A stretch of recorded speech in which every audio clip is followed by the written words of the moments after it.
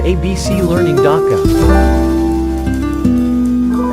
সুপ্রিয় উচ্চ মাধ্যমিক শ্রেণীর ছাত্রছাত্রীবৃন্দ, এবিসি লার্নিং ঢাকার পক্ষ থেকে তোমাদের সবাইকে জানাই স্বাগত। আজকের আলোচনা শুরু করার পূর্বে চলো দেখে নিই আমরা বিগত পর্বে কি নিয়ে আলোচনা করছিলাম।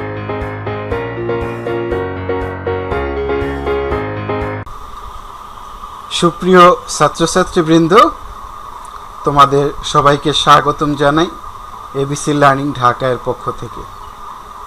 আশা করি সবাই তোমরা ভালো আছো এবং বাসায় তোমরা নিরাপদে অবস্থান করছো। সো বাইরে ঘোরাফেরা না করে বাসায় থাকো, আর সময় পেলে একটু ভিডিওগুলো দেখো, এটা দেখো বা অন্য তোমার যে কোনো ইউটিউব থেকে পড়াশোনা কিছুটা দেখো, যাতে তোমার বুঝতে সুবিধা হয়। আসলে আমিও বর্তমানে বাসায় একটু ব্যস্ততা কম, কারণ আমি একটি কোম্পানির হেড অফ অ্যাকাউন্টসে চাকরি করি। একসময় আমি একটি কলেজে প্রায় 13 বছর অধ্যাপনা করেছি, তাই তোমাদের সাথে একটু গল্প করে সময় কাটাই, যাতে আমার অভিজ্ঞতাগুলো তোমাদের সাথে শেয়ার করলে তোমরা কিছুটা হলেও উপকৃত হও। সে উদ্দেশ্যেই তোমাদের সাথে একটু তোমাদের সময় নেওয়া, যাতে আমার অভিজ্ঞতাগুলো, কর্পোরেট অভিজ্ঞতাগুলো এবং শিক্ষকতার অভিজ্ঞতাগুলো তোমাদের সাথে একটু শেয়ার করতে পারি। যাই হোক, আশা করি সবাই তোমরা ভালো আছো। আমরা আজকে নতুন একটি পর্ব আলোচনা করব। তার পূর্বে সচরাচর আমি যেটা করি, আমার কলেজে টিচিং অবস্থায় যে কাজটি করতাম, কোনো ক্লাস শুরুর আগে বিগত ক্লাসে কি করেছিলাম বা করিয়েছিলাম সেটা আগে দেখে নিতাম, যাতে কোনো ছেলে বা কোনো মেয়ে অনুপস্থিত থাকলে একটু হলেও আইডিয়া পায়, এবং আজকে কী নিয়ে আলোচনা করব সেই বিষয়ে একটু বিস্তারিত আলোচনা করতাম যতটুকু সময় পেতাম। আর বাকি 5 মিনিট বা 10 মিনিট সময় আলোচনা করতাম যে আগামী ক্লাসে আমরা কী নিয়ে আলোচনা করব, বা একটু গল্প গুজব বা হাসি ঠাট্টা, সবার ভালো মন্দ খোঁজ নেওয়া। এভাবে আমরা ক্লাসগুলোকে সাজিয়ে নিতাম, যাতে স্টুডেন্টরাও প্রিপারেশন নিতে পারবে যে আগামী ক্লাসে স্যার কী করাবেন, এই বিষয়ে অন্তত একটি প্রস্তুতি যাতে একটু নিয়ে যাওয়া যায়। যাই হোক, এগুলো সব কিছুই শ্রেণীকক্ষের একটি অংশ। তারপরে তুমি যখন ক্লাস করবে, তোমার প্রিয় শিক্ষকের ক্লাস অবশ্যই ফলো করবে। সে কীভাবে করে সেটা অবশ্যই ফলো করবে। সবাই যে একইভাবে হবে বা একই রকম ফলো করবে বা আমার উপদেশ সবাই গ্রহণ করবে, এটা সম্পূর্ণ মিথ্যা ধারণা হতে পারে। অর্থাৎ এক একজনের পছন্দ থাকতে পারে। তারপরেও আমার একটি মতামত তোমাদের সাথে শেয়ার করলাম। অর্থাৎ একটা ক্লাসকে আমরা সাধারণত 3টে ভাগে ভাগ করি। একটি হলো প্রথম সূচনা পর্ব, যেখানে কৌশল বিনিময় করা বা গত ক্লাসে কী পড়িয়েছিলাম একটু রিভিউ বা ফিডব্যাক নেওয়া, 2-1জনকে প্রশ্ন করা। এরপর আজকের মূল আলোচনা স্টুডেন্টদের সাথে করা, এবং সর্বোপরি আগামী ক্লাসে কী করা হবে এই বিষয়ে ছাত্রছাত্রীদের একটু ব্যাখ্যা প্রদান করা। এটা আমার মতে একটি স্ট্যান্ডার্ড ক্লাসের একটা নিয়ম হতে পারে। যাই হোক, চলো আমরা বেশি সময় তোমাদের নষ্ট করব না। এই বিষয়গুলো গুরুত্বপূর্ণ, সবসময় হয়তো বলা হয় না, তো তোমাদের সাথে মাঝে মধ্যে শেয়ার করব, গল্প করব। গল্পগুলো মনে রাখলে আশা করি জীবনে সফল হবে। আমিও আমার ছাত্র জীবনে ঢাকা কলেজ থেকে, ঢাকা বিশ্ববিদ্যালয় থেকে, আমার শিক্ষকতা জীবন থেকে যে শিক্ষাগুলো পেয়েছি, সেই শিক্ষাগুলো মাঝে মধ্যে তোমাদের সাথে শেয়ার করব। এগুলো অনেক কষ্ট করে শেখা, অনেক এক্সপিরিয়েন্স জোগাড় করে শেখা, তোমাদের সাথে আলোচনা করি যাতে তোমাদের উপকারে আসে। যাই হোক, আমরা গত পর্বে আলোচনা করেছিলাম হিসাব বিজ্ঞানের তথ্য ব্যবহারকারী কারা। আমরা দেখেছিলাম অভ্যন্তরীণ ব্যবহারকারী বা ইন্টারনাল ইউজার্স। সেখানে রয়েছে ম্যানেজমেন্ট কমিটি, মার্কেটিং ব্যবস্থাপক, উৎপাদন ব্যবস্থাপক, অর্থ পরিচালক, প্রতিষ্ঠানের কর্মকর্তা কর্মচারীবৃন্দ যারা রয়েছেন তারা কোম্পানির ইন্টারনাল ইউজার্স। আর এক্সটার্নাল ইউজার্সের মধ্যে রয়েছে আমাদের মালিকপক্ষ বা বিনিয়োগকারী, সেবা বা পণ্য সরবরাহকারী, ব্যাংক, ক্রেডিটার্স, ডেটার্স, বিনিয়োগকারী, দেনাদার, আয়কর কর্তৃপক্ষ, কাস্টম কর্তৃপক্ষ, অনেকগুলো পক্ষই জড়িত ছিল। আশা করি তোমরা ভিডিওটি ইন দ্য মিন টাইম দেখে ফেলেছো। এগুলো আসলে একবার করে দেখলে দ্বিতীয়বার আর পড়ার প্রয়োজন হবে না, কারণ এখান থেকে তোমার কিছু এমসিকিউ বা ছোট প্রশ্ন আসবে। সেগুলো আমরা চ্যাপ্টার রিভিউ বা যখন অধ্যায় নিয়ে আমরা রিভিউ ক্লাস দেব তখন আমি বিস্তারিত আলোচনা করে দেব কী ধরনের প্রশ্ন এখান থেকে আসতে পারে, বাট গুরুত্বপূর্ণ তোমার বোঝার জন্য। সবাইকে কষ্ট করে দেখার জন্য ধন্যবাদ। সুপ্রিয় ছাত্রছাত্রীবৃন্দ, তাহলে চলো আজকে দেখি তোমাদের জন্য কি থাকছে। তার পূর্বে তুমি যদি নতুন ভিউয়ার হও অবশ্যই চ্যানেলটি সাবস্ক্রাইব করো, লাইক, কমেন্ট এবং শেয়ার দিয়ে সবাইকে দেখার সুযোগ করে দাও। তাহলে চলো দেরি না করে আমরা শুরু করি আজকের পর্ব। সুপ্রিয় ছাত্রছাত্রীরা, তাহলে চলো আমরা আজকের মূল আলোচনা শুরু করি।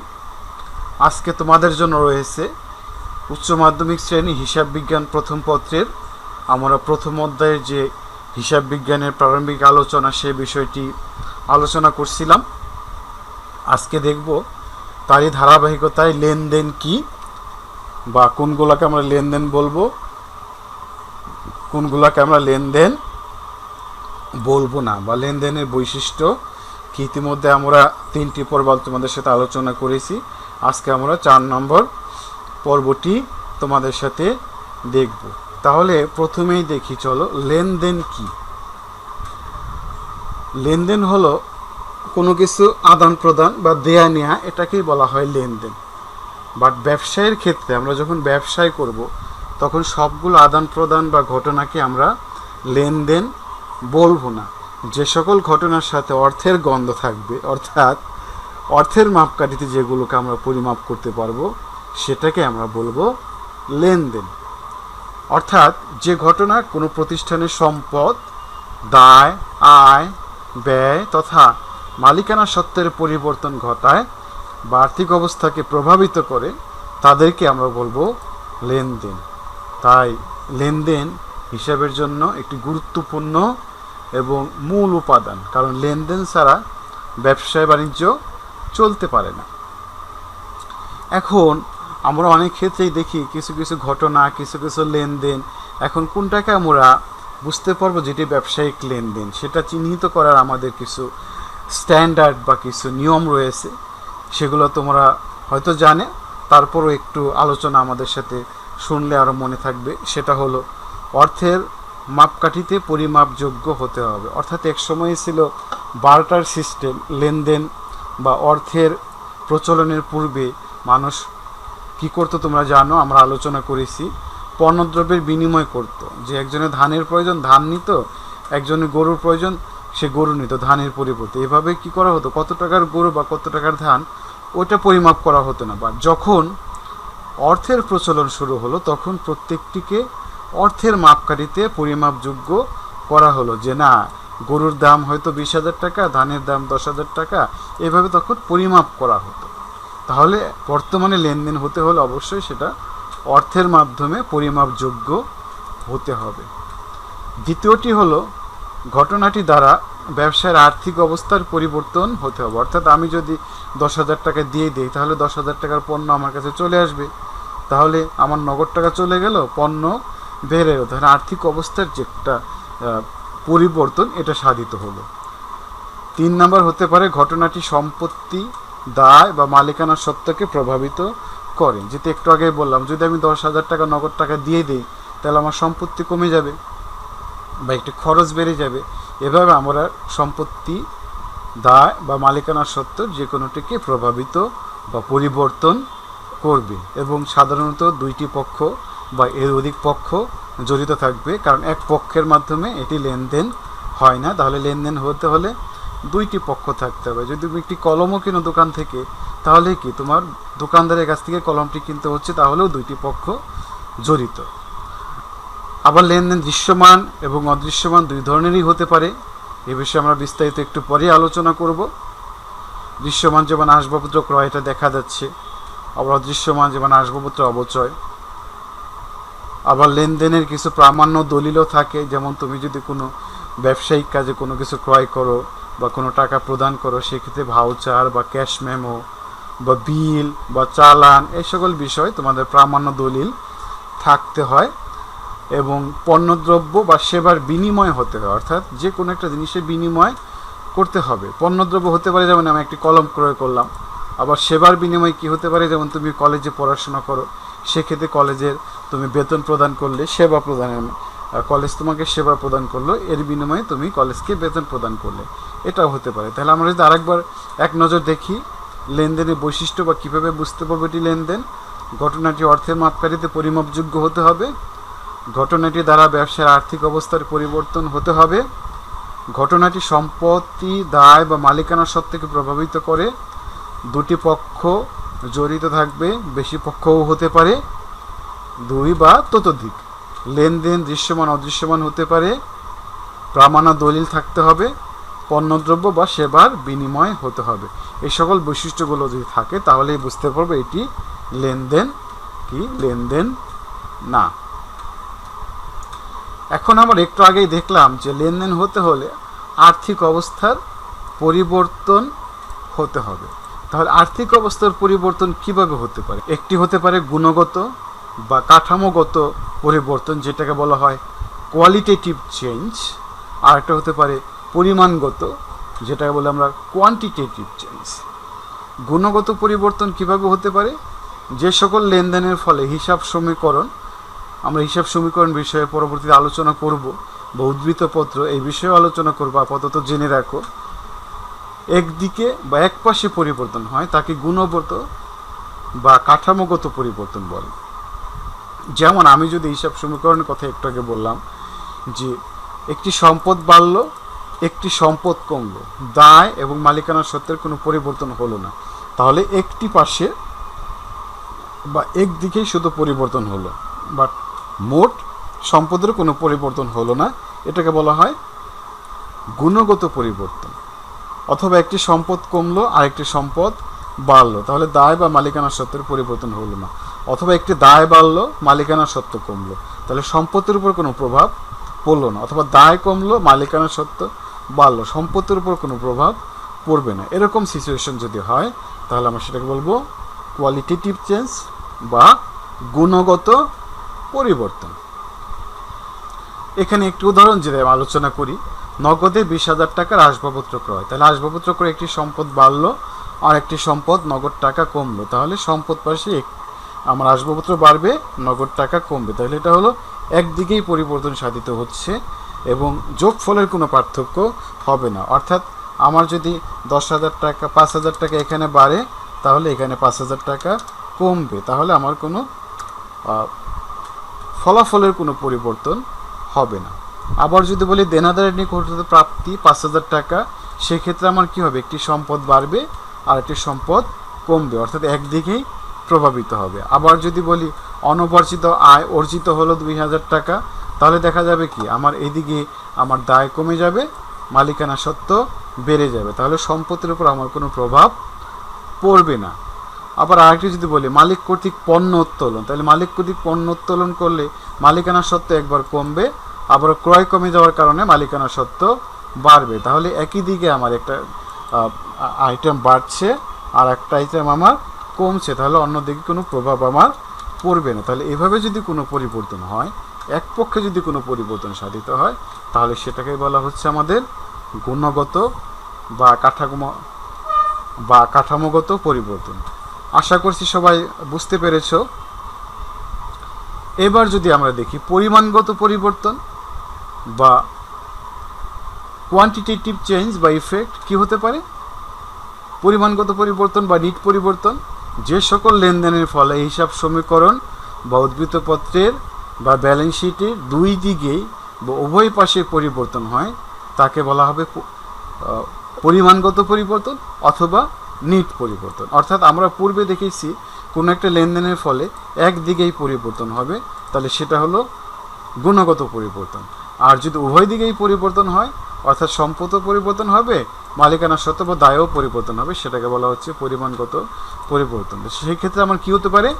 একটা সম্পদ বাড়লে অন্যদিকে দায় বাড়বে, অথবা একটা সম্পদ বাড়লে অন্যদিকে মালিকানা সত্ত্ব বাড়বে, অথবা একটি সম্পদ কমলে একদিকে মালিকানা সত্ত্ব কমবে। অর্থাৎ যদি সম্পদ পাশে যোগ হয় তাহলে দায় এবং মালিকানা সত্ত্ব পাশেও যোগ হবে, সম্পদ পাশে বিয়োগ হলে মালিকানা ও দায় পাশেও বিয়োগ হবে, অর্থাৎ দুই দিকেই সমানভাবে এটা প্রভাবিত করবে। এটাকে বলা হচ্ছে আমার পরিমাণগত পরিবর্তন। আমি যদি একটি উদাহরণ দিই তাহলে দেখা যাবে কি ব্যাংক হতে ঋণ গ্রহণ করা হলো 20,000 টাকা, তাহলে ব্যাংক থেকে যদি আমি ঋণ গ্রহণ করি তাহলে আমার ব্যাংকে বা নগদ টাকা একটি সম্পদ বাড়বে, অন্যদিকে আমার কি হবে, দায়ও বাড়বে। তাহলে এটা কি হলো, আমার উভয় দিকেই পরিবর্তন হলো, অর্থাৎ পরিমাণগত পরিবর্তন।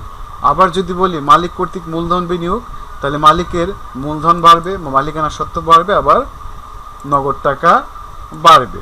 এই সিচুয়েশন হতে পারে। আবার হতে পারে আমাদের কি, পাওনাদারকে প্রদান করা হলো, তাহলে পাওনাদারকে প্রদান করলে আমার দায় কমবে, আবার আমার একটা সম্পত্তি কমবে, তাহলে দায় আমি কমিয়ে দেব, আবার এদিকে আমার সম্পত্তিও কমে যাবে। তাহলে দুই দিকে আমার প্রভাব পড়ছে। আবার যদি বলি বেতন প্রদান করা হলো, তাহলে আমার কি হবে, নগদ টাকা কমবে এবং মালিকানা সত্ত্ব কমবে বা খরচ বেড়ে যাবে। তাহলে আমরা উভয় দিকেই পরিবর্তন সাধিত হচ্ছে। এইরকম যদি কোনো ট্রানজ্যাকশন থাকে বা লেনদেন থাকে তাহলে আমরা বলবো পরিমাণগত পরিবর্তন। এইবার ছাত্রছাত্রীরা তোমাদের সাথে একটি গুরুত্বপূর্ণ বিষয় আলোচনা করব। এই বিষয়টি আসলে তোমাদের লেভেল অনেক সময় বুঝতে একটু কঠিন হয়ে যাবে। এটা অনার্স বা মাস্টার্স শ্রেণীতেও এই বিষয়টি আছে। তারপরে একটু আইডিয়া নিয়ে রাখো, যদি বুঝতে সমস্যা হয় বারে বারে বিষয়টি দেখো, কারণ বিষয়টি খুবই গুরুত্বপূর্ণ। তাই মনোযোগ সহকারে না দেখলে তোমার এটা বুঝতে সমস্যা হয়ে যাবে। সেটাকে বলা হয় হিসাব নিকাশের ভিত্তি বা বেসিস অফ অ্যাকাউন্টিং, অর্থাৎ প্রত্যেকটা জিনিস একটা ভিত্তির উপরে প্রতিষ্ঠিত। যেমন তুমি এসএসসি পরীক্ষায় পাশ করেছো, একটা ভিত্তির উপর তোমার রেজাল্ট গণনা করা হয়েছে। 80 নম্বরের উপর পেলে সেটা এ প্লাস, বা 70-এর উপরে পেলে সেটা বি বা বি প্লাস, এভাবে একটা ভিত্তি দাঁড় করিয়ে করা হয়েছে, তাই না?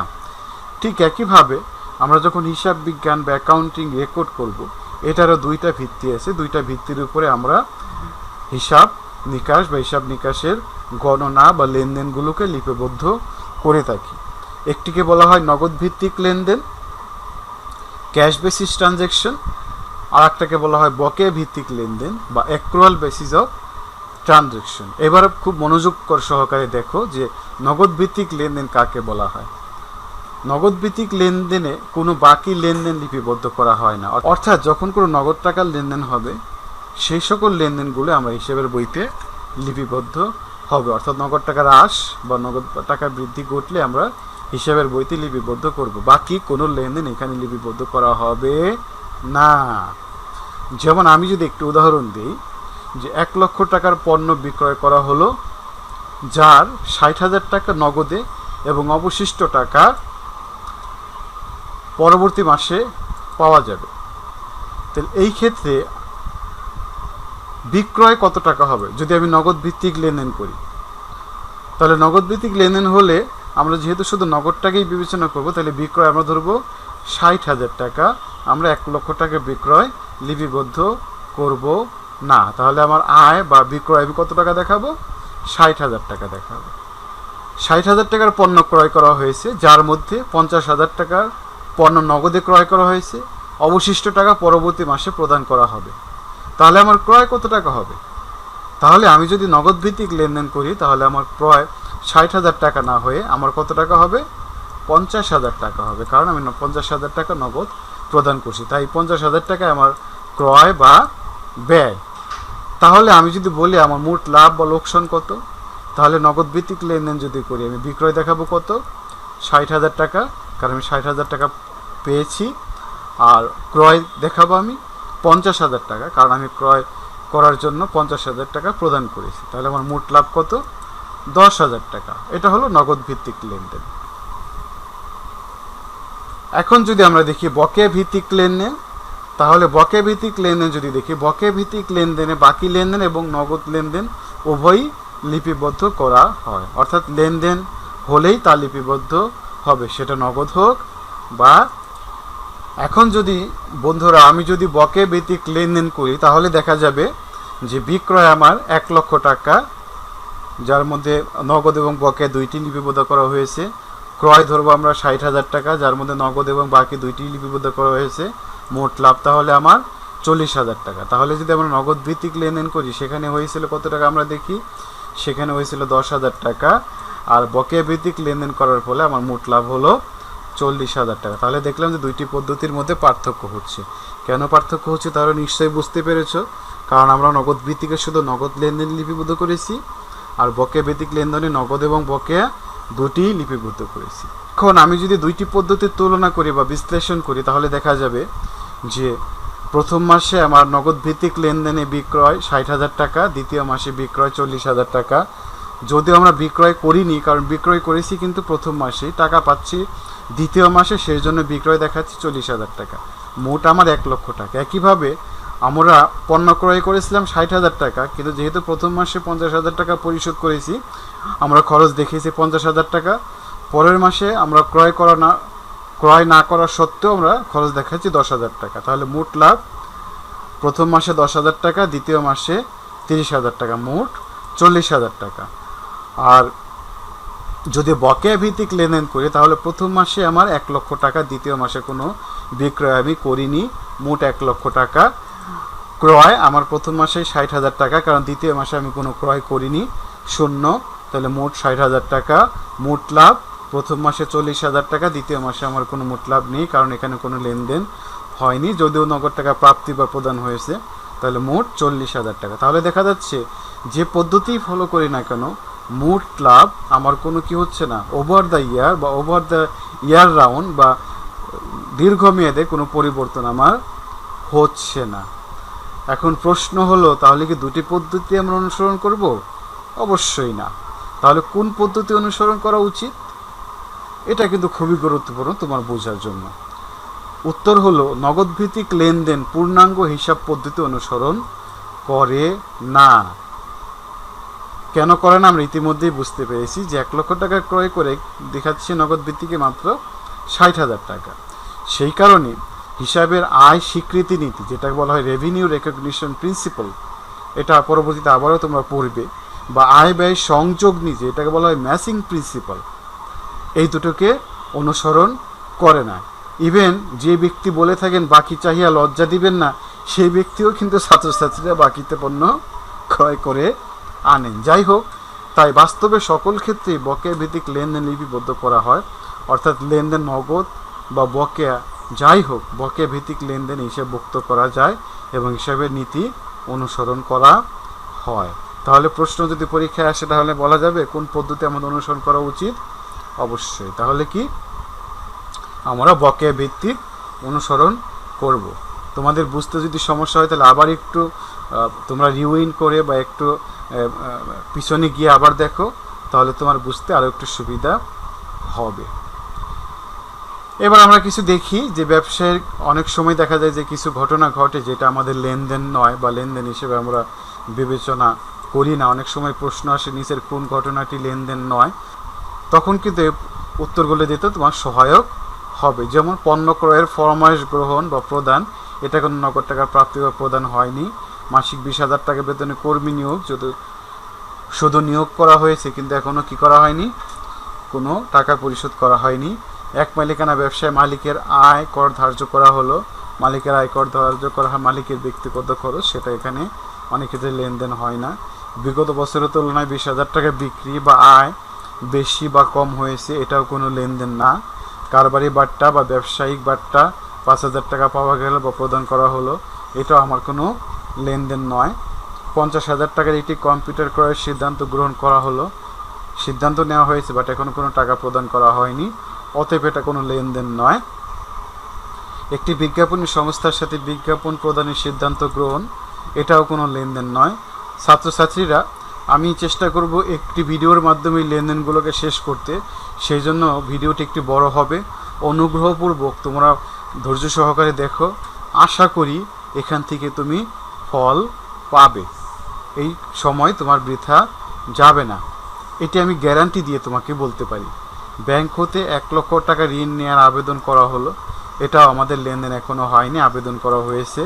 টাকা পাবো কি না পাবো সেটা পরবর্তীতে জানা যাবে, বা পরবর্তীতে ঘটনা যদি টাকা পাওয়া যায় সেই ক্ষেত্রে আমরা ওভাবে লিপিবদ্ধ করব।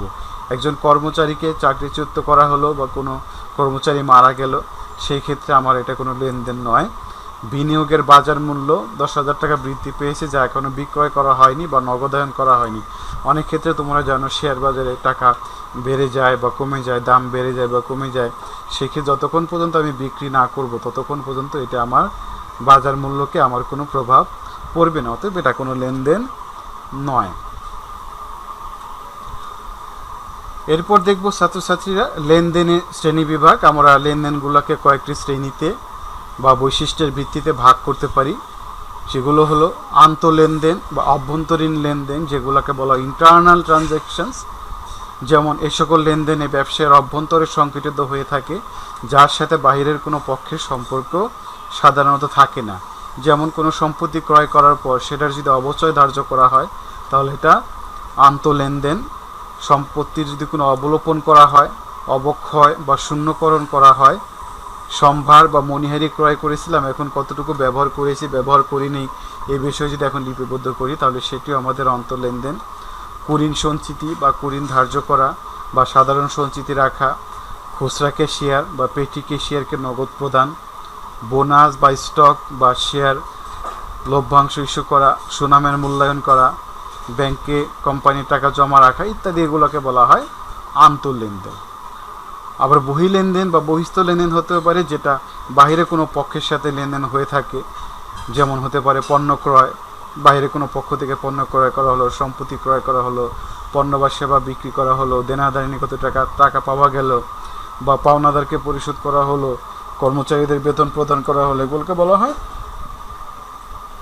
বহিঃলেনদেন।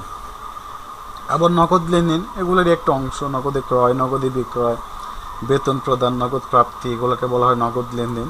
এগুলো ইজি গোয়িং কিছু জিনিস, শুধু একটু মনে রাখলেই হবে। ধারে লেনদেন হতে পারে, যেমন শুধু বাকিতে বা ধারে সম্পাদিত হয়। ধারে ক্রয়, ধারে বিক্রয়, ধারে সেবা প্রদান, ভবিষ্যতে টাকা পাওয়া যাবে বা প্রদান করা হবে, এগুলো ধারে লেনদেন হিসেবে বিবেচিত হয়। অনগদ লেনদেন, অনেক সময় কিছু ঘটনা ঘটে যেগুলোকে আমরা লেনদেন বলে থাকি, যেগুলো নগদ টাকার যে সকল লেনদেনের ফলে নগদ টাকার কি হয় না, পরিবর্তন হয় না। যেমন অবচয়, অবলোপন, কুঋণ, মন্দরি। আবার হতে পারে দৃশ্যমান, অদৃশ্যমানের ক্ষেত্রে হতে পারে দৃশ্যমান, যেমন যা দেখা যায়, যেমন পণ্যদ্রব্য বা সম্পত্তি ক্রয়, বিক্রয়, নগদ প্রাপ্তি, নগদ পরিশোধ ইত্যাদি, যেগুলো দেখা যাচ্ছে দৃশ্যমান বা ট্যাঞ্জিবল। আবার কিছু হতে পারে অদৃশ্যমান, যা দেখা যায় না বা দৃষ্টগোচর হয় না, যেগুলো আমরা আলোচনা করেছি অলরেডি। অবচয়, অবলোপন, কুঋণ, সঞ্চিতি ইত্যাদিকে আমরা বলি অদৃশ্যমান লেনদেন। এখন লেনদেন আরও একটি গুরুত্বপূর্ণ বিষয় রয়েছে, যে লেনদেন আমাকে যদি ব্যবসায়িক লেনদেন প্রমাণ করতে হয়, সেক্ষেত্রে আমার কিছু লেনদেনের কিছু দলিলপত্র বা প্রমাণ বা এভিডেন্স আমাকে রাখতে হয়। সেগুলোকে বলা হয় ক্যাশ মেমো, প্রাপ্তি রসিদ বা রসিদ, যেটা আমরা টাকা প্রদান বা প্রাপ্তির একটি প্রমাণপত্র হিসেবে গণ্য হয়। চালান বা ক্রয় চালান, বিক্রয় চালান, ভ্যাট চালান, ভাউচার, ডেবিট ভাউচার হতে পারে, খরচের ভাউচার, ক্রেডিট ভাউচার হতে পারে, আয়ের ভাউচার, জার্নাল ভাউচার হতে পারে, সমন্বয়ের জন্য ভাউচার। এগুলো আমরা পরবর্তীতে বিস্তারিত আলোচনা করব তোমাদের সাথে। ডেবিট নোট, ক্রেডিট নোট, এই বিষয়গুলো লেনদেনের দলিল হিসেবে গণ্য করা হয়। তো সুপ্রিয় ছাত্রছাত্রীবৃন্দ, এতক্ষণ ধৈর্য সহকারে ভিডিওটি শোনার জন্য তোমাদের অসংখ্য ধন্যবাদ। আশা করি তোমাদের এই সময় বৃথা যাবে না। তোমরা বাসা আবার একটু দেখো, তোমাদের কলেজের পড়াশোনার সাথে তোমার বইয়ের পড়াশোনার সাথে একটু মিলিয়ে নাও। যদি কোথাও অসামঞ্জস্য পেয়ে থাকো, অনেক সময় বানান ভুল হতে পারে, একটু ক্ষমা সুন্দর চোখে দেখবে। বা কোথাও যদি কোনো গরমিল পাও অবশ্যই আমাকে জানাবে, কমেন্ট করে জানাবে যে স্যার এখানে আমাদের সাথে পার্থক্য হচ্ছে, এটা কোনটা ভালো হতে পারে, এই বিষয়ে আমি তোমাদেরকে মতামত প্রদান করব। ততক্ষণ তোমরা ভালো থাকো, সুস্থ থাকো, সবাইকে ধন্যবাদ। সুপ্রিয় ছাত্রছাত্রীবৃন্দ, আশা করি এতক্ষণ ভিডিওটি দেখেছো। ভালো লাগলে অবশ্যই শেয়ার, কমেন্ট এবং সাবস্ক্রাইব করবে। তাহলে চলো দেখে নেই এক নজর আগামী পর্বে তোমাদের সাথে কি নিয়ে আলোচনা করব।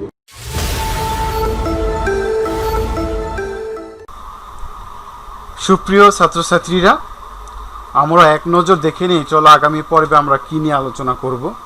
আগামী পর্বে আমাদের থাকবে আধুনিক হিসাব বিজ্ঞানের যে মূলনীতি বা বৈশিষ্ট্য, বা আমরা যখন হিসাব বিজ্ঞান ইতিহাস আলোচনা করেছিলাম তখন দেখেছি যে দুর্দফা দাখিলা পদ্ধতি, যেটা 1494 সালে লুকা পেসেল আবিষ্কারের মাধ্যমে আমাদের আধুনিক হিসাব বিজ্ঞানের সৃষ্টি হলো, সেটির কিভাবে সৃষ্টি হলো, দোতরফা দাখিলা পদ্ধতি কাকে বলা হয়, এটির বৈশিষ্ট্য কী, সুবিধা কী, অসুবিধা কী, অবশ্যই দেখবে কারণ খুবই গুরুত্বপূর্ণ। এটি না বুঝতে পারলে আধুনিক যে হিসাব বিজ্ঞান এটিকে তোমার বুঝতে সমস্যা হয়ে যাবে। তাই